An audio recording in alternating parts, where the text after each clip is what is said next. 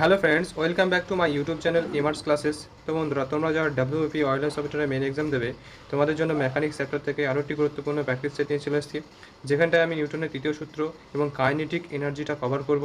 তোমরা ভিডিওটি না স্কিপ করে প্রথম থেকে শেষ অবধি দেখো, অবশ্যই ভালো লাগবে। তো শুরু করা যাক আজকের প্রশ্নোত্তর পর্ব। প্রথম প্রশ্ন কী বলছে দেখো, বলছে যে a car of 500 KG mass has a kinetic energy 64 kilo joule. সে একটি কার আছে যার ভর দেওয়া রয়েছে 500 kilogram, M equals to 500 KG, এবং কাইনেটিক এনার্জি তার ভেতরে রয়েছে K equals to 64 kilo joule. তাহলে স্পিডটাকে বার করতে হবে 64 কিলো জুল, তাহলে এটা 64 গুণ 10⁻³ জুল, এটাকে আমরা জুলে ভেঙে দিলাম। তাহলে স্পিড বার করতে হবে। আমরা জানি কি kinetic energy equals to K E, kinetic energy equals to half M V square.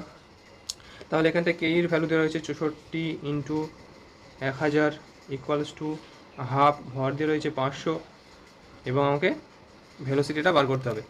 তাহলে এটা কেটে যাবে, 0 0 কেটে গেল, 5 দোকানি 10। তাহলে ভি ইকুয়ালস টু হয়ে যাবে, ভি স্কোয়ার ইকুয়ালস টু হয়ে 64 ইন্টু 4।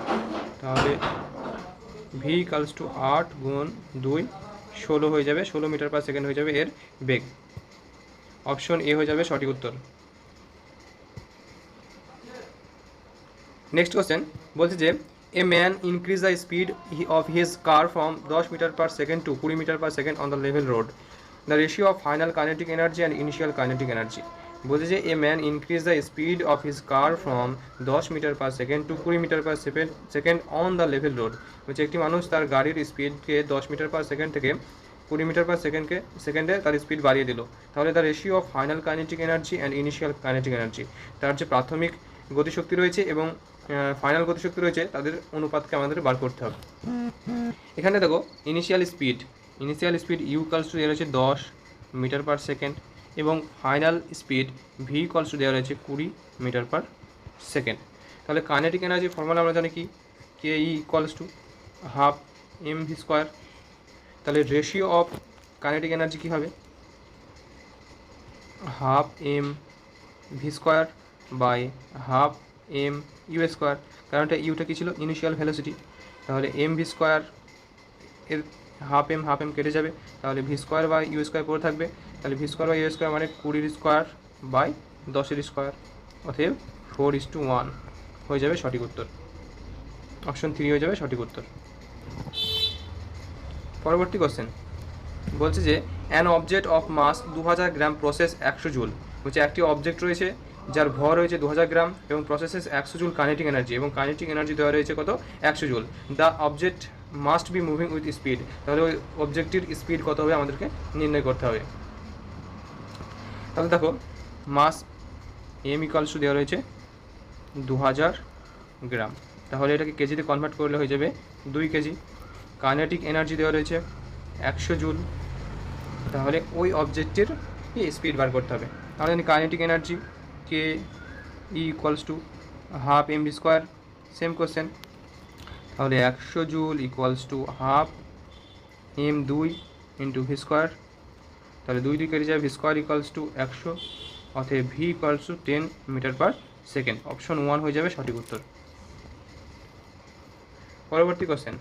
পরবর্তী কোশ্চেন বলছে যে an object of mass 8 KG. একটি অবজেক্ট রয়েছে যার ভর রয়েছে 8 kilogram, moving with momentum 16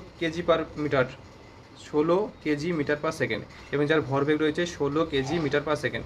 A force of 0.4 newton is applied to it on direction of the motion of the object for 20 second, এবং তার উপরে 20 সেকেন্ড ধরে 0.4 নিউটন ফোর্সকে অ্যাপ্লাই করা হচ্ছে। তাহলে the increase of the kinetic energy, তাহলে যে kinetic energy যে বাড়বে তার ভ্যালুটাকে আমাকে বার করতে হবে।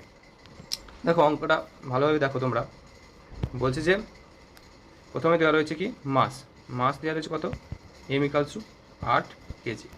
মোমেন্টাম দেওয়া রয়েছে P equals to momentum 16 KG metre per second. Force দেওয়া রয়েছে কত, 0.4 নিউটন, এবং টাইম দেওয়া রয়েছে 20 সেকেন্ড। এখানটা থেকে দেখো আমরা তো পি ইকালস টু ভরবেগ ইকালস টু কি জানি, এমভি। ভরবেগ কত দেওয়া হচ্ছে 16 ইকুয়ালস টু ভর দেওয়া হচ্ছে 8, এবং এখানটায় যে বেগটা হচ্ছে ইনিশিয়াল বেগ, তাই ই ধরে নিলাম, তাহলে ইউ ইকুয়ালস টু পেয়ে গেলাম 2 metre per second, 2 metre per second পেয়ে গেছি। এবং আবারও আমরা জানি কি F equals to M A, যেখানটা 0.4 দেওয়া হচ্ছে ফোর্স, এম কত জানি 8 এবং এ, তাহলে এ ইকুয়ালস টু কত পেয়ে যাবো, এটা ক্যালকুলেশন করলে আমরা পেয়ে যাবো 0.05 মিটার পার সেকেন্ড স্কোয়ার। এই ভ্যালুগুলো তোমরা একটু খেয়াল রাখো, কাজে লাগবে। তাহলে আমরা পেলাম A equals to 0.05 metre per second square এবং U equals to 2 metre per second square. তাহলে আমাদেরকে ইনিশিয়াল ভেলোসিটি পেয়ে গেছি, তাহলে ফাইনাল ভেলোসিটি এবার বার করতে হবে, তবে আমরা কাইনেটিক এনার্জি যে চেঞ্জ সেটাকে বার করতে পারবো। তাহলে V equals to U plus at, U equals to 2 plus 0.05 into 20, তাহলে 2 প্লাস 1 ইকুয়ালস টু 3। তাহলে আমরা ফাইনাল ভেলোসিটি পেলাম 3 মিটার পার সেকেন্ড স্কোয়ার এবং ইনিশিয়াল ভেলোসিটি পেয়েছি 2 মিটার পার সেকেন্ড স্কোয়ার। তাহলে যে কাইনেটিক এনার্জির যে ইনক্রিজ সেটা এবার বার করতে পারবো কী হবে, half M V square minus half M U square. তাহলে হাফ এম যদি আমরা কমন নিই তাহলে পেয়ে যাবো V square minus U square. তাহলে half M V square minus U square, তাহলে হাফ এম এর ভ্যালু কত 8, ভি স্কোয়ার মানে 9, ইউ স্কোয়ার মানে 4, তাহলে 4 দুগুণে 8, 4 ইন্টু 5 অর্থাৎ 20 জুল হয়ে যাবে সঠিক উত্তর। পরবর্তী কোশ্চেন বলছে যে if kinetic energy is denoted by E, kinetic energy যদি ই দ্বারা প্রকাশ করা হয়, and linear momentum is denoted by P, এবং রৈখিক ভরবেগ যদি পি দ্বারা প্রকাশ করা হয়, then the relation between kinetic energy and momentum, তাহলে কাইনেটিক এনার্জি এবং ভরবেগের মধ্যে সম্পর্ক আমাদেরকে নির্ণয় করতে হবে। তো আমরা সকালে জানি P equals to M V এবং kinetic energy U equals to কি হাফ এম ভি স্কোয়ার। এটিকে আমরা এভাবে লিখতে পারি half M square V square by M, অতএব E equals to half p square by m। তাহলে E equals to কি পেলাম, E equals to p square by 2m পেয়ে গেলাম আমরা কাইনেটিক এনার্জি এবং মোমেন্টামের মধ্যে সম্পর্ক। পরবর্তী কোশ্চেন বলছে যে if the velocity of a particle reduce to half of its final value, বলছে যে কোনো একটি পার্টিকেলের ভেলোসিটিকে যদি আমরা তার ফাইনাল ভ্যালুর অর্ধেক করি, তাহলে kinetic energy of the particle will, তাহলে কাইনেটিক এনার্জি কী হবে, আমরা জানি kinetic energy E K equals to half M V square, তাহলে kinetic energy is directly proportional to কি ভি স্কোয়ার। তাহলে ভি স্কোয়ারটাকে যদি আমরা অর্ধেক করি, ভি এর ভ্যালু যদি অর্ধেক করি, তাহলে কী হয়ে যাবে, কাইনেটিক এনার্জি কী হবে, কাইনেটিক এনার্জি হয়ে যাবে কি 1/4। এটাকে যদি অর্ধেক করে দিই তাহলে কি 1/4 হয়ে যাবে kinetic energy, reduced 1/4 of its original value, option 4 হয়ে যাবে সঠিক উত্তর। পরবর্তী কোশ্চেন বলছে যে if the speed of cycle become 2 Times, যদি একটি সাইকেলের স্পিড 2 টাইম বাড়ানো হয়, then the kinetic energy become, তাহলে কাইনেটিক এনার্জি কী হবে। একটু আগে দেখলাম কাইনেটিক এনার্জির সাথে কি বেগের সরল সম্পর্ক, তার বর্গের সাথে সরল সম্পর্ক। যদি কাইনেটিক এনার্জিকে কী বলছে, যদি স্পিডকে যদি 2 গুণ বাড়ানো হয়, তাহলে কাইনেটিক এনার্জি অবশ্যই 4 গুণ হয়ে যাবে। সেম কোশ্চেন বলছে যে which among the following does not process kinetic energy, এদের মধ্যে কোনটার মধ্যে কাইনেটিক এনার্জি প্রসেস হবে না। এ বল থ্রোন আপওয়ার্ড, একটি বলকে যদি উপরের দিকে ছুড়ে দিই, a battery, a moving car, a flying bird, এদের মধ্যে কোনটিতে কাইনেটিক এনার্জি সঞ্চিত হবে না। দেখো একটি বলকে যদি উপরের দিকে ছুড়ে দেওয়া হয় তাহলে অবশ্যই তার মধ্যে একটি গতিশক্তি সঞ্চিত হবে। এ ব্যাটারি, একটি ব্যাটারির মধ্যে সর্বদা কেমিক্যাল এনার্জি থাকে এবং যেটি সর্বদাই রেস্ট অবস্থায় থাকে, তাহলে এই ব্যাটারি হয়ে যাবে সঠিক উত্তর। পরবর্তী কোশ্চেন বলছে যে change in kinetic energy of a particle is, change in a kinetic energy of a particle is net work done on the particle. পরবর্তী কোশ্চেন বলছে যে a bullet fired from a gun can place through its target because it processes কি kinetic energy. A body in motion essentially acquires kinetic energy, potential energy, mechanical energy, heat energy। যখন একটি body এটি নির্দিষ্ট গতিতে যাবে তখন কি প্রয়োজন হয়, তার কাইনেটিক এনার্জি। আমাদের পরবর্তী কোশ্চেন বলছে যে if two object whose masses are m and 9m are moving with equal kinetic energy, find the ratio of their linear momentum. একটার ভর দেওয়া হয়েছে m1 ইকুয়ালস টু m এবং আরেকটির ভর দেওয়া হয়েছে m2 ইকুয়ালস টু 9m, তাহলে তাদের কাইনেটিক এনার্জিকে সমান বলা হয়েছে এখানটায় এবং তাদের মোমেন্টামের যে অনুপাত সেটা আমাদেরকে নির্ণয় করতে হবে। তাহলে দেখো আমরা লিখতে পারি k1 equals to p1 square by 2 m1, আর m1 এর ভ্যালু কত, mই দেওয়া রয়েছে, তাহলে p1 square by 2m। k2 equals two p2 তার square by 2m2, p2 square by m2 এর ভ্যালু দেওয়া রয়েছে 9m, 2 গুণ 9m। এবার বলা হয়েছে কি বলা হয়েছে, k1 ইকুয়ালস টু k2। তাহলে খেয়াল করো, k1 ইকুয়ালস টু যদি k2 হয় তাহলে কী হবে, p1 square by 2m equals to p2 square by 2 into 9m হয়ে যাবে আমাদের কন্ডিশনটা। তাহলে 2 কেটে যাবে, কেটে যাবে, তাহলে পড়ে থাকবে p1 square by p2 square equals to 1/9, that is p1 by p2 equals to 1/3, that is 1:3।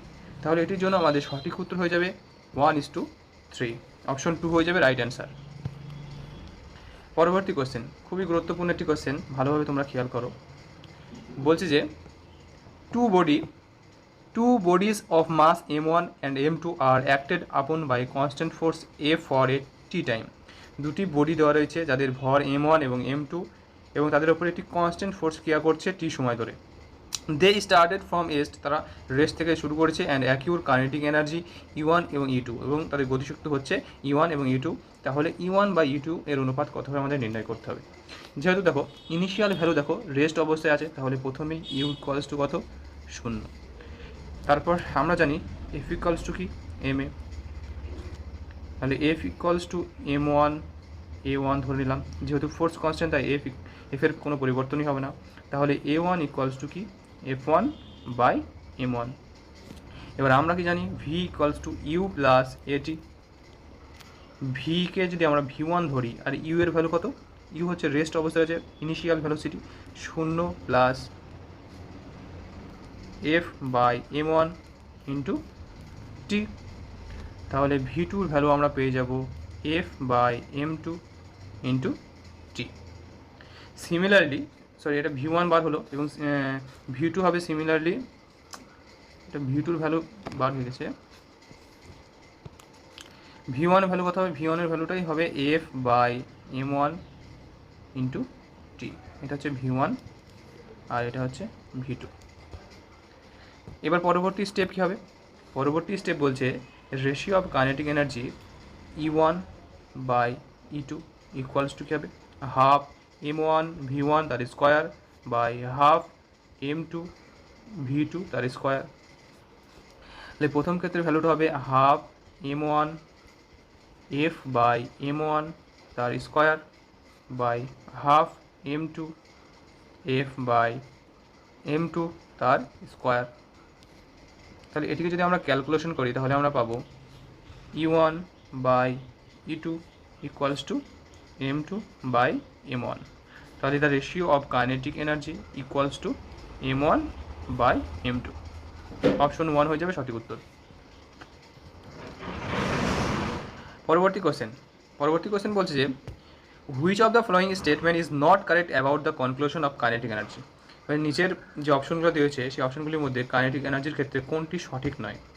প্রথম অপশন বলছে যে if the mass of the body is double its kinetic energy also gets double.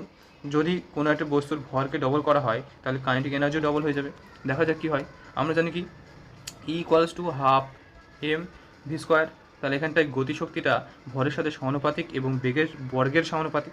যদি আমরা মাসকে দ্বিগুণ করি তাহলে kinetic energy দ্বিগুণ হয়ে যাবে। 1 নম্বর কন্ডিশন তো মিলে যাচ্ছে।